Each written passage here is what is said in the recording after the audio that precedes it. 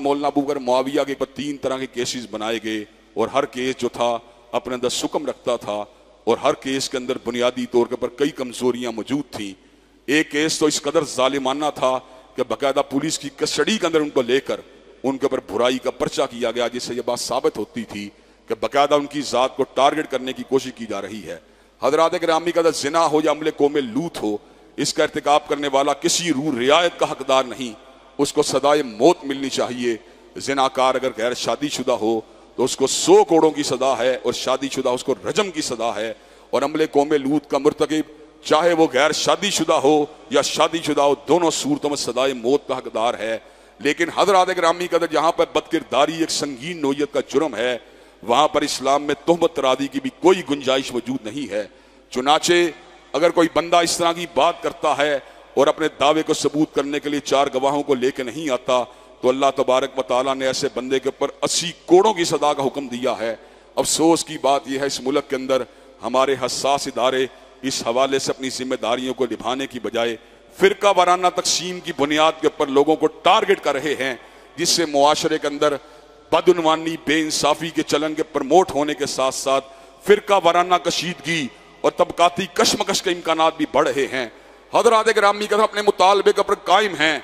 हम अदालत के साथ इंसाफ की उम्मीद रखते हैं और पुलिस ने इस बात का मुआहदा किया था गुज़श्ता हफ्ते के अंदर कि हम इस हवाले से अदालत को जो मामला तो फीस होंगे उसको मेरिट पे हल किया जाएगा।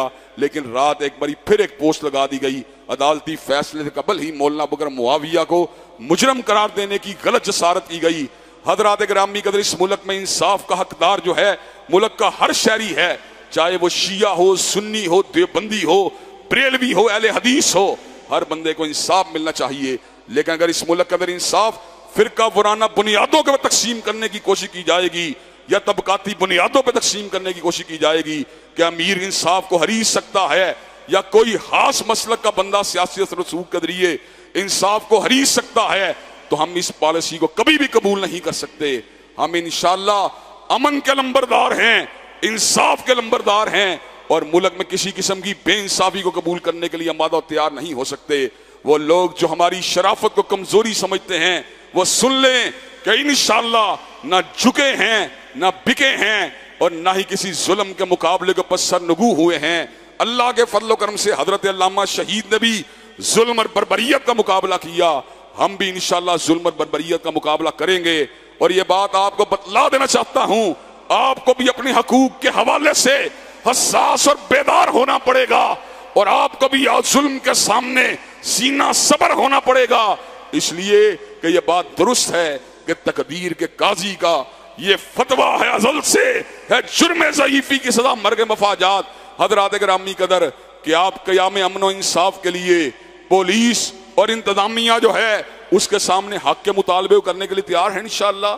क्या हक बात को करने के लिए तैयार है इंशाअल्लाह। इंशाअल्लाह अल्लाह तबारक व तआला के फजल करम से हक का फुरेरा लहराएगा और वो लोग जो मुल्क को तबकाती कशमकश की नजर करना चाहते हैं और फिरका वराना बुनियादों के ऊपर इंसाफ के अमल को सबोताश करना चाहते हैं, इंशाअल्लाह जलीलो खार भी होंगे, शर्मिंदा और रुसवा भी होंगे, चाहे कितने बड़े असर रसूख वाले भी हों।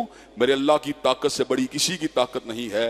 और अगर तुमने अल्लाह तबारक व तआला के कवानीन को वायलेट किया तो इन्ना बत्शा रब्बिका लशदीद, फिर हमारी बद्दुआएं होंगी और तुम्हारा अंजाम बद होगा।